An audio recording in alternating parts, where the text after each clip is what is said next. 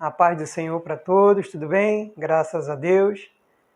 Amados, mais um vídeo em que estamos postando aqui na nossa plataforma para poder ajudar as pessoas a entenderem um pouco mais da palavra de Deus. Quem nunca passou por dificuldade na vida, não é verdade? Todos nós passamos por dificuldades e em alguns momentos nós não sabemos a quem recorrer.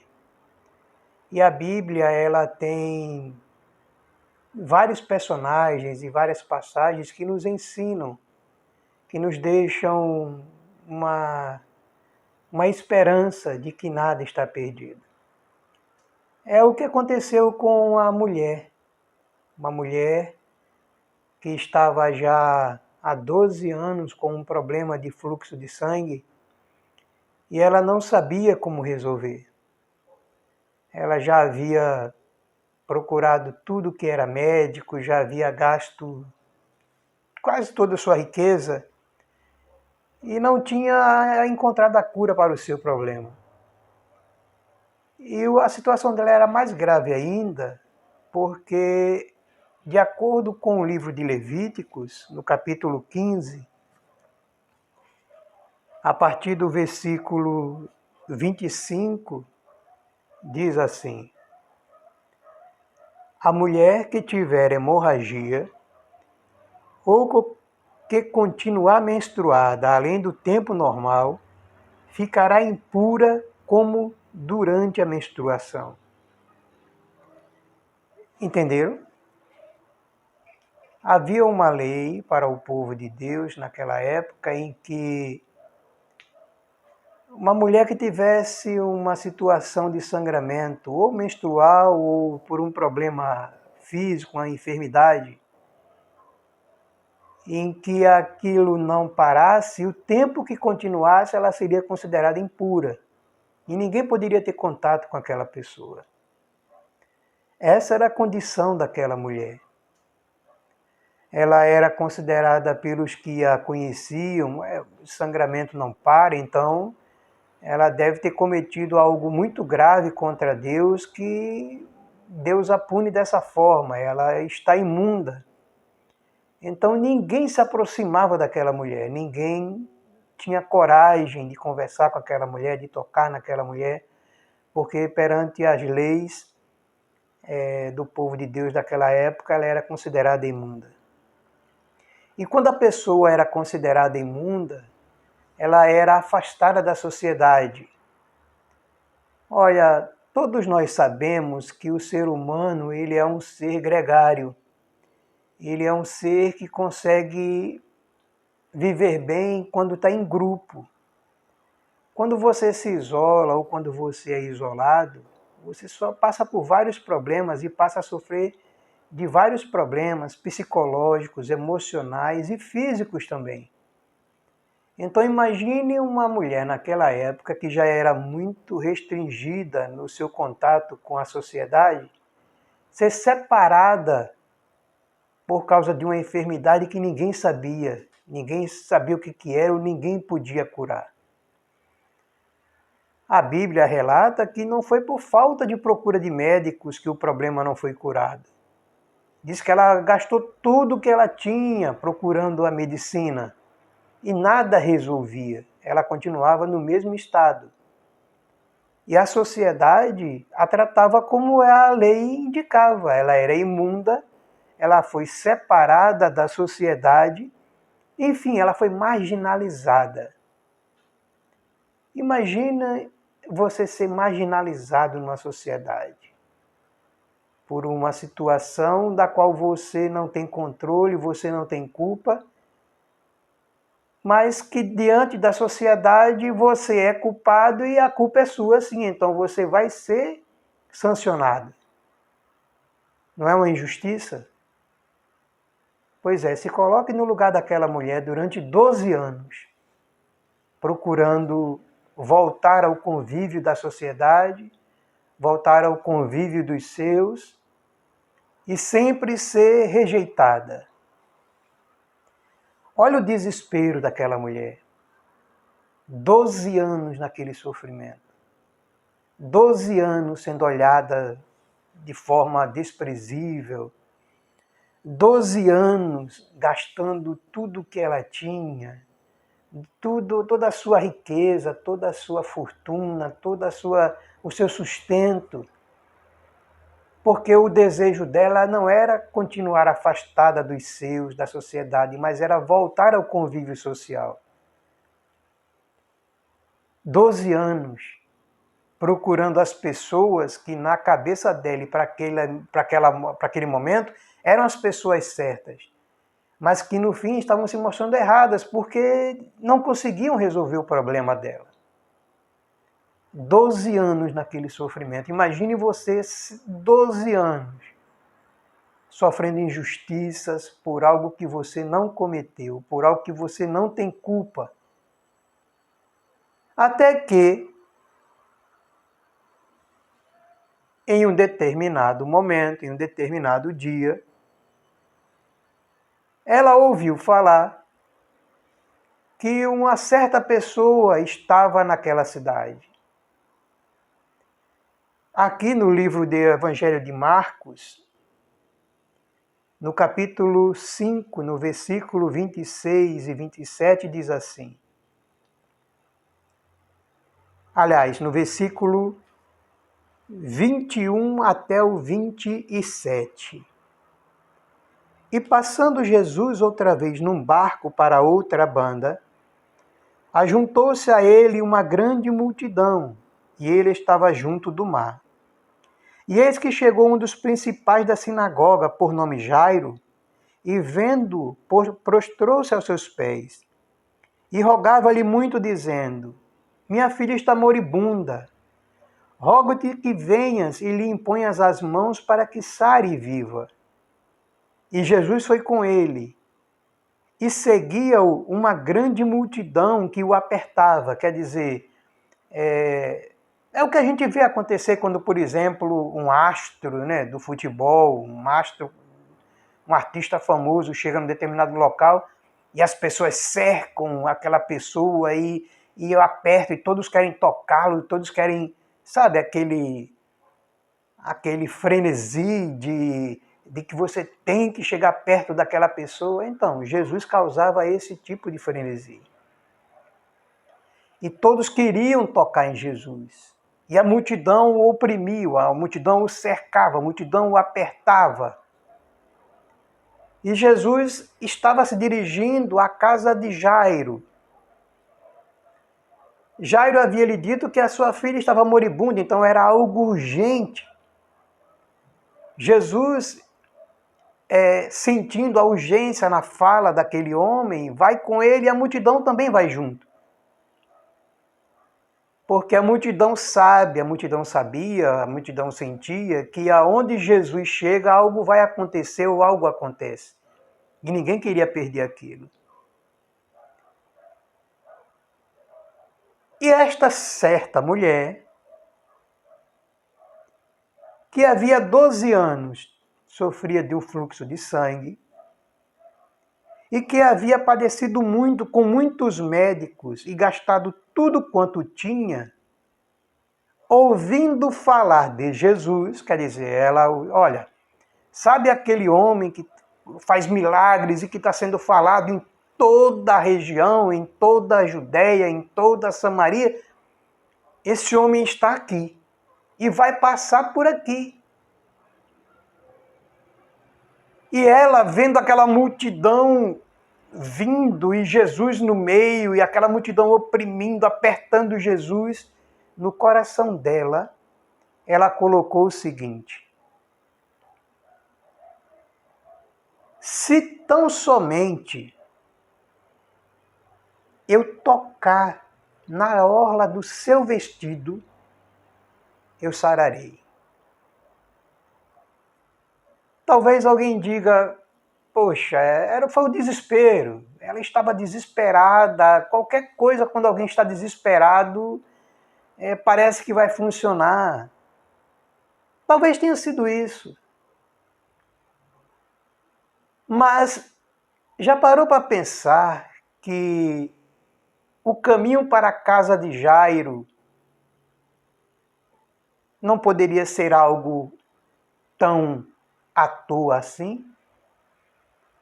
O fato de Jesus ter que passar exatamente onde aquela mulher estava, será que já não estava nos planos de Deus?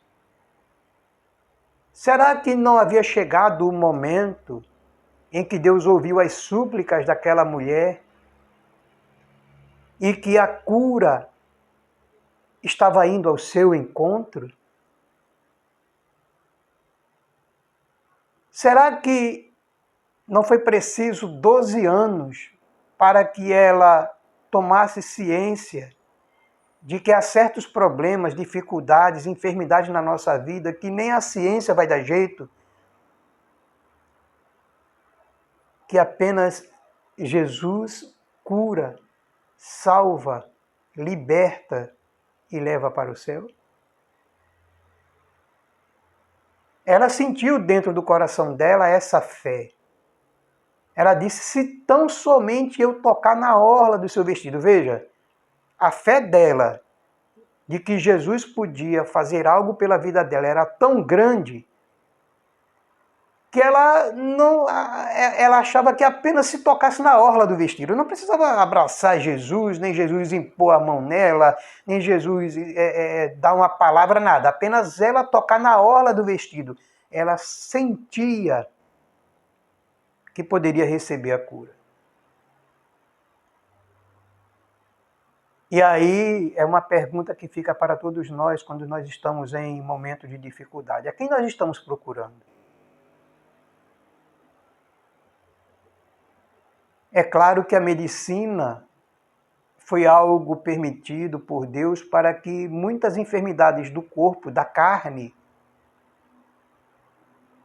pudessem ser sanadas, e para isso Deus deu conhecimento e sabedoria para esses homens estudarem, aprenderem, criarem medicamentos. É claro que a ciência não é descartável. Mas também fica claro, como há relatos mil, de que em muitos momentos onde a ciência diz que não há mais jeito, de forma sobrenatural a pessoa é curada. E aí os médicos depois vão saber o que aconteceu, e muitos dizem que às vezes não há explicação para o que aconteceu, que aquilo pode ter sido um milagre. E outras pessoas dizem, olha, simplesmente depois que alguém orou, ela melhorou, ou depois que ela disse que Jesus iria curá-la e ela ficou curada. Como muito bem está na palavra de Deus em Deuteronômio, as coisas reveladas são para nós e os nossos filhos, mas as encobertas são para Deus. Então existe muita coisa do sobrenatural que nos é encoberto, que ainda não nos foi permitido entender, mas que Deus sabe como fazer e Deus faz. E quem você tem procurado?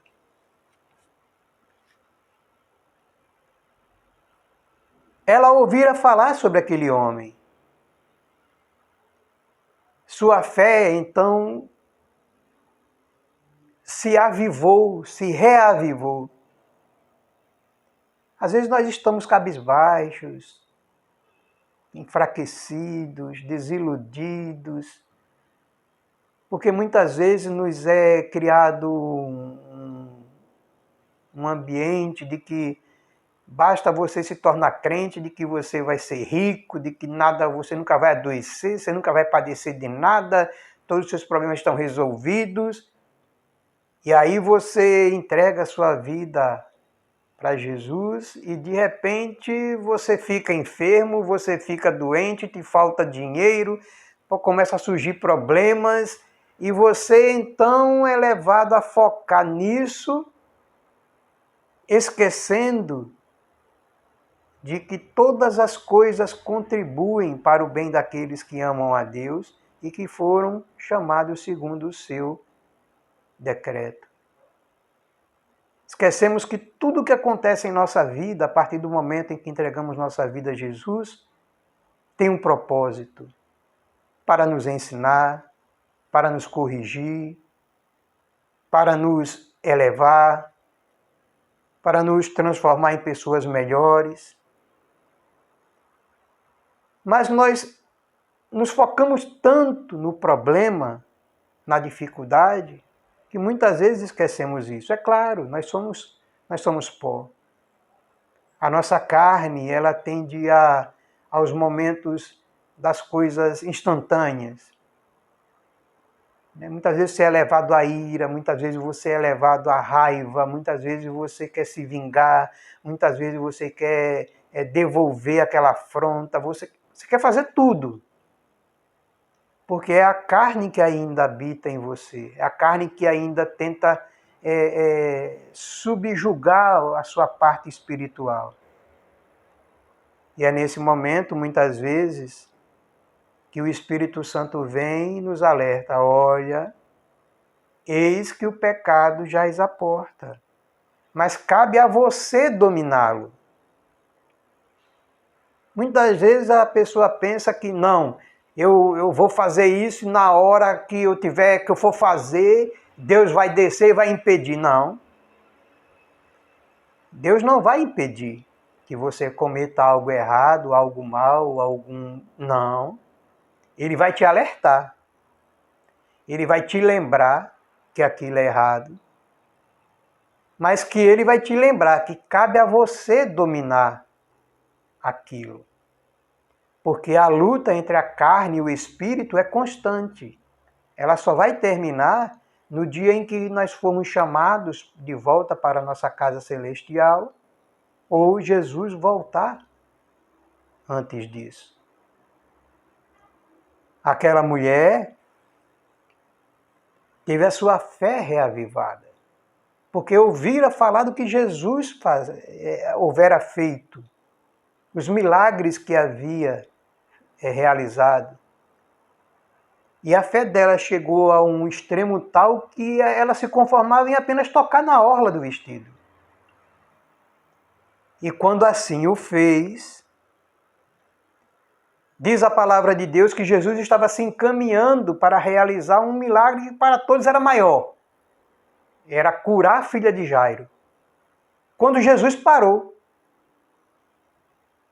a multidão ficou assim: o que aconteceu? Por que o mestre parou? Jesus parou e disse: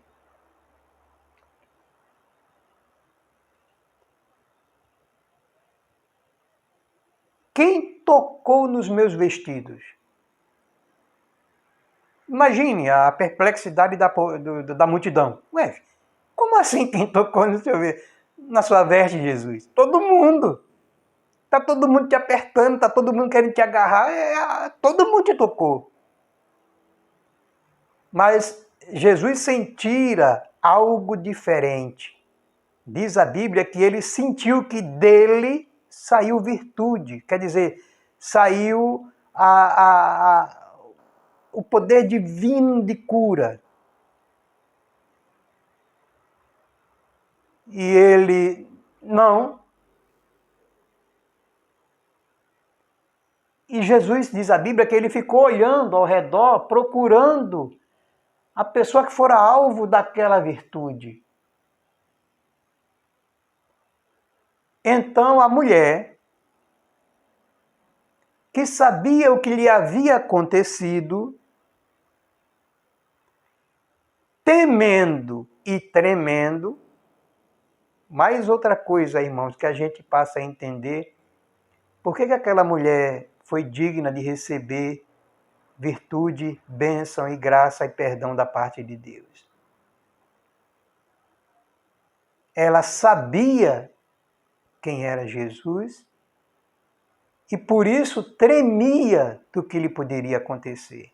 Hoje nós vemos muitos pastores, crentes em geral, que não estão nem aí para Deus. Não temem Deus, não tremem diante do que Ele pode fazer, acham que dominam Deus, que controlam Deus, que basta abrir a boca, dizer que se arrependeu e Deus vai... Achando que é assim, da boca para fora, Não. Diz que a mulher chegou, prostrou-se diante dele, quer dizer, reconheceu o senhorio de Deus, reconheceu que ele era alguém de um plano superior e disse-lhe toda a verdade. O que é disse-lhe toda a verdade? Certamente ela contou a vida dela. Ela deve ter dito para Jesus: olha, Senhor, eu padeço desse mal há tantos anos, tanto tempo, já fiz isso, já fiz aquilo, já procurei todo tipo de médico, já gastei o que tinha e o que não tinha e nada me cura. De repente eu ouvi falar que o Senhor vinha para cá. E eu também ouvi o que é que o Senhor realizou, o que é que o Senhor fez. E eu tinha no meu coração de que o Senhor podia me curar.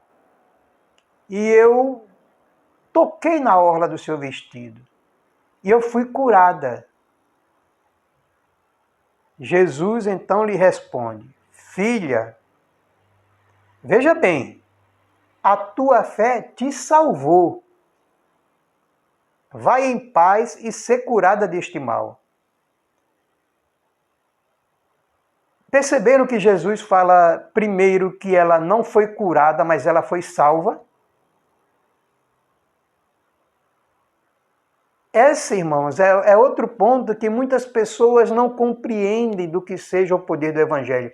O poder do Evangelho, a cura divina, não tem como objetivo apenas a cura da pessoa, mas a salvação da sua alma através da cura. Levar a pessoa que recebeu a virtude de Deus a reconhecer o poderio de Deus e a ele se render, e a ele entregar a sua alma. E por isso ser salva. Existem muitas pessoas que recebem a cura divina, mas não reconhecem o senhorio de Deus. Reconhecem o senhorio do pastor, reconhecem o senhorio da pessoa que orou sobre ela, mas não reconhecem de que não foi aquela pessoa que fez isso, mas do poder de Deus. Então recebem a cura, mas continuam sem ser salvas. Mas aquela mulher, Deus disse para ela, Jesus disse para ela: a tua fé te salvou. E por ela ter sido salva, olha o que é que diz a palavra: vai em paz e ser curada deste mal. Quando nós entregamos a nossa vida a Jesus, nós não só recebemos curas divinas, nós recebemos primeiro a salvação da nossa alma. E você? Como é que você tem chegado até Jesus? Só o procura quando está precisando de alguma coisa?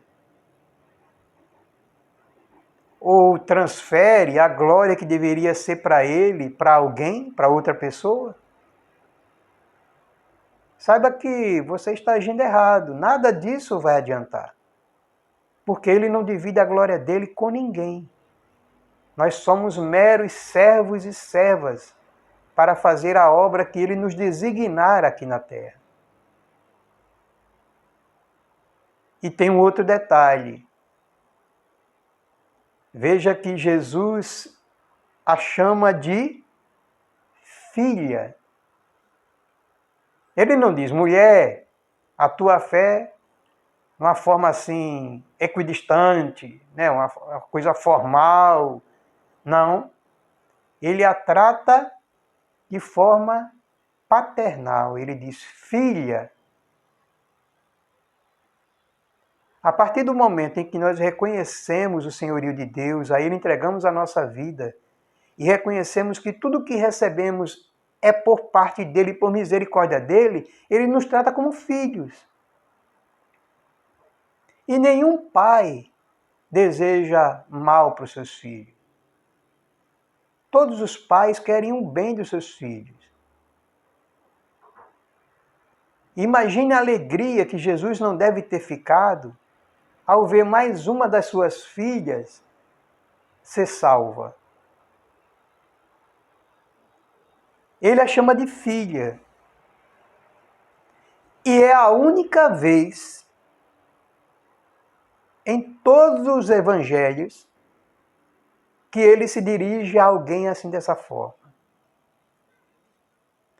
Como filhos, nós herdamos as promessas de Deus. E quais são essas promessas? Vida eterna, sermos tratados dignamente, estarmos ao lado de Jesus quando ele voltar para reinar sobre a terra novamente, sermos merecedores como filhos das herdades de Deus, sermos tratados como pessoas que têm valor e importância, e Deus não permitir que o inimigo ceife as nossas vidas. E no dia do juízo, nós estarmos juntos com Jesus, julgando aqueles que a Ele não se renderam. Que o Espírito Santo de Deus possa te esclarecer muito melhor a respeito dessas coisas. E que estas palavras possam te ajudar, assim como me ajudaram, a repensar melhor as coisas que nós desejamos aqui na Terra. Vamos orar agradecendo a Deus? Pai, somos gratos a Ti, Senhor, porque sabemos que de Ti nós tudo dependemos. Nós nada seríamos se Tuas mãos não estivessem sobre as nossas vidas. Te agradecemos pelo pão que Tu nos fornece, pelo lar que Tu nos conseguiu, pela família que Tu nos deste. Te agradecemos, Senhor, pelos nossos filhos. Te agradecemos, Jesus amado, pelos nossos amigos, pelos nossos vizinhos, pelos nossos parentes. Te agradecemos, Jesus, e te pedimos que Tu os retribuas segundo a Tua boa medida. Nos guarda, é o que nós te pedimos e te agradecemos, pelo poder que há no Teu nome. Amém, Jesus. Que Deus nos abençoe e até o próximo vídeo. Mas eu venci.